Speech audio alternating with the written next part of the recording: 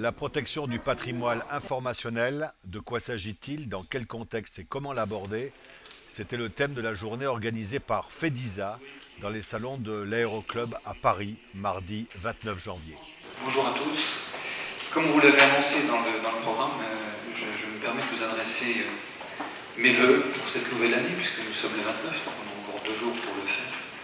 Et finalement, l'année a démarré déjà très fort dans ce qui concerne la dématérialisation, en bien et en moins bien. Et je ne m'étendrai pas sur le sujet. Les principaux objectifs de FEDISA, c'est informer et assister les utilisateurs, c'est déjà leur permettre de bien définir leurs besoins et de leur expliquer en fait un certain nombre de choses pour qu'ils puissent régler leurs problématiques au mieux. C'est fluidifier et participer au développement du marché, bien sûr, on ne s'en cache pas. Au niveau de l'archivage électronique, de la gestion, de la conservation de l'information, et puis réduire en fait des mises en place de systèmes. Et aujourd'hui, c'est la première association qui rassemble en fait à la fois des groupes qui sont quand même très différents, puisqu'on a des utilisateurs, des experts techniques, des fournisseurs de technologies et des intégrateurs, mais qui rentrent effectivement tous dans la constitution de la réussite des projets de démat ou d'archives. Il y a de plus en plus de processus qui sont dématérialisés et qui font à part entière partie de ce qu'on appelle la dématérialisation. Donc attention à ne pas limiter la dématérialisation à uniquement la numérisation de documents. Et puis également avoir à l'esprit que ça doit permettre une nouvelle organisation pour une plus grande efficacité des échanges. Il ne s'agit pas de se faire plaisir, il faut aussi regarder si vraiment il y a un intérêt à faire. C'est une solution, les solutions de NetApp sont des environnements, opèrent dans les environnements ouverts, on ne fait pas de mainframe, on fait tout ce qui est Unix, Windows, Linux, et ce sont des solutions multiprotocoles, donc une solution qui opère en environnement IP ou en environnement Fibre Channel. Ne pas être et ne pas être prouvé, c'est tout un, ce qui veut dire que quelqu'un qui n'apporte pas la preuve du droit qu'il voudrait invoquer, eh bien c'est comme s'il n'avait pas ce droit. Le deuxième, c'est que le droit n'est pas défaillant, mais c'est la preuve, et bien souvent on le voit en matière contentieuse, la preuve est un véritable problème parce que le juge va s'appuyer sur quelque chose qui va le convaincre dans le cadre du rapport des faits ou des actes. Et puis, la preuve est intimement liée au droit, puisqu'on dit que la preuve suit le droit comme l'ombre suit l'homme. La preuve libre ne signifie pas absence de preuve, mais signifie qu'on ne va pas être obligé de rester dans le carcan et dans la hiérarchie des preuves, c'est-à-dire ce qui est le deuxième point, c'est ce que les juristes appellent la preuve littérale ou par écrit. Elle, cette preuve-là, est liée à ce que l'on appelle un acte juridique. Un acte juridique, pour un juriste, ça a un sens bien précis. Nous avons créé une filiale il y a quelques années, en 2002, qui a gagné l'appel d'offres de compte de service dont Gilles Taïb tout à l'heure vous parlera. Cette filiale a la responsabilité de réaliser des cartes électroniques des conducteurs de poids lourds ou de transport de voyageurs, ou des forces de contrôle, ou des ateliers agréés, ou des sociétés de transport. La personnalisation des passeports et des cartes grises, dont nous récupérons la personnalisation dans quelques mois, 1800 personnes en préfecture. Au sein de l'imprimerie nationale, 65. C'est vous dire ce que la mutualisation des moyens, la mutualisation des demandes, jouer sur les contre-saisonnalités, permet à la puissance publique de faire comme économie. Donc je vais vous présenter effectivement la partie plateforme de confiance, en particulier Chronoservice et OGP. En fait, je vais vous présenter Chronoservice comme un des éléments de la plateforme de confiance. On va retrouver à travers l'ensemble du dispositif que nous avons mis en place dans cette autorité de délivrance, l'ensemble du processus qui doit être, ce qui doit être une plateforme de confiance. C'est une baguette de noisetier fendue en deux. Le client en avait une moitié, le boulanger l'autre moitié. Tous les matins, le client allait chercher son pain avec son exemplaire à lui. Le boulanger lui donnait son pain, rapprochait les 2 exemplaires et faisait une encoche. À la fin de la semaine, le client revenait payer, on rapprochait les 2 morceaux, on payait et on évitait les encoches.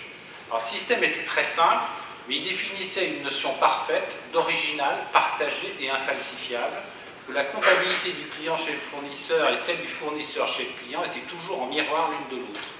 Donc Gilles Taïb, l'important c'est donc la gestion de la preuve aujourd'hui. Oui, c'est un sujet extrêmement important. Le point, c'est qu'on se dirige progressivement vers la dématérialisation de documents et qu'il faut, pour beaucoup de ces documents, il faudra apporter la preuve que ces documents sont des originaux dans le temps. Dans le temps, ça veut dire dans 5 ans, dans 10 ans, dans 15 ans, voire même des fois dans 30 ans pour certains documents. Et toute notre réflexion est partie d'un point assez simple. On est parti de la problématique des dossiers sociaux des entreprises de transport, qui eux n'ont plus de papier. Et comment apporter les éléments de preuve du conseiller prud'homo en cas de litige entre un salarié et une entreprise 1 an, 2 ans, 3 ans, voire 4 ans après un fait. De cette analyse, d'abord les technologies évoluent. Donc il fallait essayer d'être indépendant, trouver des solutions de montage indépendant, des approches organisationnelles, juridiques et techniques. Le chemin est assez simple. Le chef d'entreprise, dans ce cas-là, ça peut être un autre cas, nous dépose un document qu'il a signé électroniquement. Dans ce cas-là, on le connaît puisque c'est nos outils qui le signent. On vérifie la signature, donc la source du document qui nous est remis, son intégrité à travers la signature électronique. On l'horodate, c'est-à-dire on dit bien la date de réception et l'heure. On en fait un certain nombre d'éléments, on vérifie un certain nombre d'éléments et on en sort une attestation que nous allons signer. C'est-à-dire on va s'engager en disant que le document qui nous a été remis, il est bien, on a vérifié la source, on a vérifié son intégrité et on a gardé aussi l'histoire de sa traçabilité. Et on le signe. Et on remet donc au chef d'entreprise le document ainsi que l'attestation que nous avons signée. Et nous gardons, nous, de notre côté, un double de cette attestation. Président du CIREF. Et donc je vais vous donner, ce soir, je vais essayer de vous donner l'avis, non pas d'un spécialiste de ces problèmes, ce que je ne suis absolument pas, mais simplement de quelqu'un qui vit tout ça au jour le jour depuis déjà assez longtemps. Moi, ce que je vois, c'est que la notion d'archivage dans les entreprises devient très, très diffuse. Et pourquoi? Parce que aujourd'hui, les utilisateurs, ils se réfèrent à Google, et sur Google, il n'y a pas d'archivage. Et c'est vrai que les niveaux d'exigence, vos niveaux d'exigence, nos niveaux d'exigence, aussi bien en tant que particulier en train de bricoler derrière son ordinateur pour faire des transactions avec son compte bancaire, par exemple, ou les exigences d'une entreprise avec des braves nomades, pas comme on les entend à l'époque de ceux qui traversaient le désert, mais les nomades qui parcourent la planète pour faire la promotion de leur entreprise, qui doivent se connecter, envoyer des données sensibles, ben, tout ça, ça prolifère.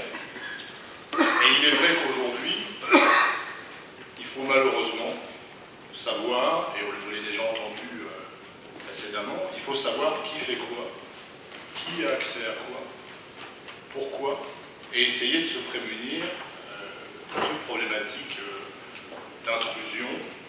Et quand je dis intrusion, évidemment, là c'est dans le sens très négatif du terme. Bonsoir Alain Juillet, vous êtes venu présenter ici dans cette conférence la sécurité et l'intelligence économique et notamment la protection du patrimoine informationnel. Qu'est-ce qu'on entend par là? Le patrimoine informationnel, c'est tout ce qui n'est pas quelque chose de tangible. Quand vous mangez quelque chose, c'est tangible. Quand vous avez de l'argent, des billets, c'est tangible. Mais quand c'est une idée que vous avez, ça, c'est ça l'immatériel. Et le problème, c'est que jusqu'à maintenant, dans notre système économique, on a eu tendance à regarder toujours la partie matérielle des choses, qu'elle soit financière, technique, industrielle ou autre, et on n'a pas regardé une autre partie, cette propriété immatérielle, qui était celle des brevets, celle de la capacité de recherche, celle des savoir-faire, qui ont une vraie valeur pour une entreprise, et qu'il convient de protéger et qu'il convient d'évaluer. Alors c'est pour ça que je suis là. C'est plus dur à protéger aujourd'hui que dans le passé ? Oui, parce que les moyens qu'on utilise, si vous voulez, pour stocker les informations sont devenus des moyens qui peuvent subir des intrusions de la part d'autres gens mal intentionnés. Donc on a un problème de préservation, de protection des lieux de stockage. Et d'un autre côté aussi, il y a aujourd'hui une circulation de l'information partout dans le monde. Nous sommes dans un univers très médiatisé.